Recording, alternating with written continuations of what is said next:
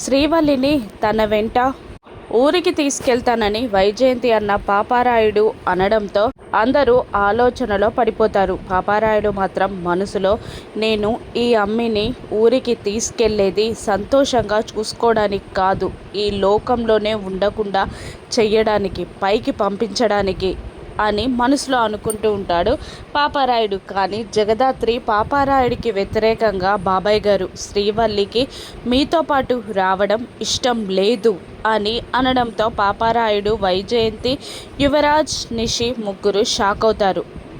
ఇక పాపారాయుడు కోపం తట్టుకోలేక, ఆ అమ్మి ఇంట్లో ఉండడానికి వీల్లేదమ్మి, అంతే అని ఫైనల్గా చెప్పేస్తాడు. దాంతో జగదాత్రి కూడా కోపంగా, శ్రీవల్లికి ఇష్టం లేకపోతే ఈ ఇంటి నుండి తనని బలవంతంగా ఎవరూ తీసుకువెళ్ళలేరు అని జగదాత్రి కూడా తేల్చి చెప్పేస్తుంది.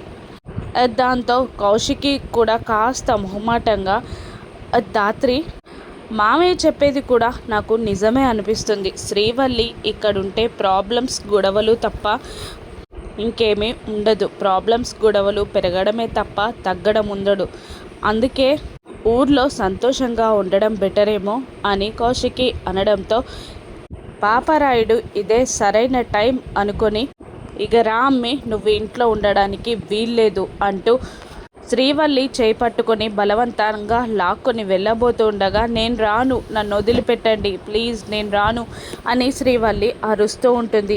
ఇక వైజయంతి, నిషి, యువరాజ్ ఆనందానికి అవధులుండవు. మనసులో నవ్వుకుంటూ ఉంటారు. వెళ్ళను, రాను అని శ్రీవల్లి గొడవ చేస్తూ ఉంటుంది. శ్రీవల్లిని ఎలా ఆపాలో తెలియక జగదాత్రి, కేదార్ బాధపడుతూ ఉంటారు. అప్పుడే దాత్రికి ఒక ఐడియా వచ్చి ముఖంలో కాన్ఫిడెన్స్ తెచ్చుకొని ఏదో మాట్లాడబోతూ ఉంటుంది. శ్రీవల్లిని ఊరికి పంపించకుండా జగదాత్రి చేసే ప్లాన్ ఏంటి? కేదార్ సొంత చెల్లి శ్రీవల్లి అని దాత్రి ఎప్పుడు కనిపెడుతుందో రాను ఎపిసోడ్స్లో చూద్దాం. Thank you for watching.